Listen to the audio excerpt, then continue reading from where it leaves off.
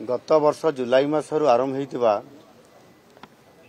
मुख्यमंत्री अभियोग शुणाणी ए कार्यक्रम आज होउछि 15तम पाड़ी एवं एथिरे जो शुणाणी कार्यक्रम रखा हेछि 1/7/2024 रे आरंभ हेतिला एवं गत 11/8/2025 रे 14तम थिला आज 15तम हेछि। मझे किछि दिन मझे विधानसभा एवं वर्षा समय किछि कारणरू बात्या कारणरू अन्य कारणरू मध्य आमे ताको किछि दिन घुंचिथिला एबे पुणी पुनर्बार आउथरे आमे पुणी ताको कंटिन्यू करिया पाए निष्पत्ति नै करी आज मध्य याकू त्वरान्वित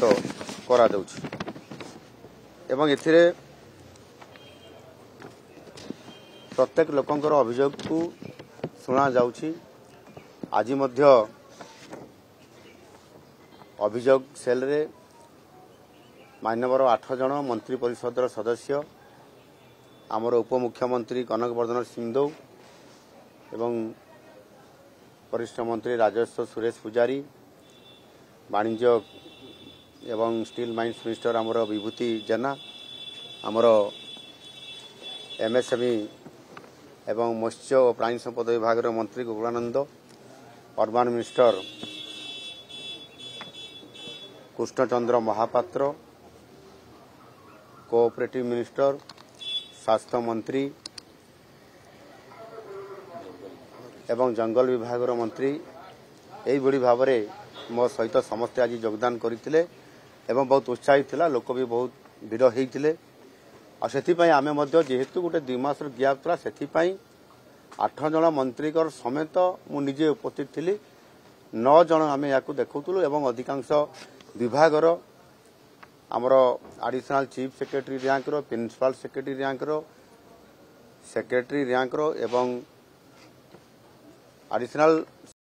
अधिकांश अधिकारी एठी आज उपस्थित थिले एवं समस्त जो आसीबा कथा समस्त आसिला पर्यंत आमे अपेक्षा करिकिरतिलु मझिरे बहुत परे मध्य किछि लोक आसिले जेतु शीत दिन को दूर दूरांतर आस्थिबा कथा से कारणरू मध्य टिके विलंब हला। मोटामोटी देखिया पई गले एथिरे गत जो 14टी पाड़ी थिला सेथिरे 12,950 जनकर अभियोग ये 12,950 जनकर जो अभियोग आसीथिला गोटे अभियोग रे जणे व्यक्ति भी आसी थांती आ गोटे अभियोग रे 10 जन भी आसी थांती आ गोटे अभियोग रे 5 जन मध्य आसी थांती। यदि ये समस्त 12,950 अभियोग को हम देखिबा ताहले 50,000 पाखापाखि लोक अद्यावधि आसी सारिलेनी एवं समानक भितर जो अभियोग गुड़िक थिला 12,371 अभियोग अर्थात 96% अभियोग अद्यावधि समाधान सरी जाइछि। एथिरे जदि कहबे डेट मान तथ्य दे पारबी आपनकर फोटो जरिया मु दे पारबी को केबे विशेष करके जोटा प्रथम तारीख रे हेइतला 1/7/2024 रे 1420 जो अभियोग आस्थिला एवं सेथिरे 99.90% लोकंकु एथिरे तांकर जो अभियोग थिला तार समस्यार समाधान करा जाई पारिछि एवं अद्यावधि जो 96% थिला एथिरे आपनकर 12,371 केस आउ 579 केस एबे भी ताकर विभिन्न कारणरू पेंडिंग अछि। जेमति प्रथम दिन रे 1/7/2024 रो एबे मध्य 6टी केस पेंडिंग अछि जेतु से केस गुडी को अति जटिल अछि से प्रोसेस रे एबे भी अछि। एनु निश्चित भाव रे ये जो मुख्यमंत्री अभियोग प्रकोष्ठ एवं एथिरे आमे याकू अति गुरुतर सह साधारण लोक माने जो माने विभिन्न कारणरू तांकर अति जटिल समस्या अभियोग सब अछि मर्डर केस अछि एवं विभिन्न प्रकार महिला माननकू शिशु माननकू तांको विरुद्ध रे मध्य विभिन्न जो केस रहउछि से केस गुडी को बेले बेले विभिन्न कारणरू डेरी हुए किंबा सेमानंकु न्याय देबारे कौन ना कौन कारणरू ताहा हेई पारि न थाए से केस गुड़िक सीधा सड़क मुख्यमंत्री पाखे अभियोग कला परे ता उपरे अनेक त्वरित होता आज गुड़ाए मर्डर केस भी थिला ता उपरे आमे तुरंत एसीएस होम थिले स्पेशल सेक्रेटरी आर.के. शर्मा थिले एवं एठी डीसीपी थिले से भाव में पुलिस विभाग अधिकारी भी थिले अन्य समस्त एई टाइप विभाग अधिकारी माने रहिबा कारणरू जो गुड़िक अर्जेंट केस है से गुड़िक तुरंत कलेक्टर को एसपी को एवं विभिन्न अधिकारी मान को जनईकि ता उपरे रिपोर्ट बनईकि यार समाधान करने निर्देश दि जाए तेणु यह करने द्वारा से जो हारासमेंट होती बारंबार किसी लोक भी बारंबार आसुँच किंतु आमे बारंबार आसवा द्वारा आमर दृष्टि आकर्षण हो पारुछि एवं केसर समाधान हो पारुछि ये जो किछि सिंगल विंडो सिस्टम जरिया आमे करिछु जे आज आसीबे दिव्यांग माने रोगी माने संगे संगे आज ये टेस्ट करा जिवो रिपोर्ट बनईकि डॉक्टर सर्टिफिकेट देबे एवं चीफ मिनिस्टर रिलीफ फंड रे ताकू अप्लाई हेबो डॉक्टर लिखिबे एवं संगे संगे आज ही तार प्रोसेस होकर आसो एवं आमे ताकू फंड भी आमे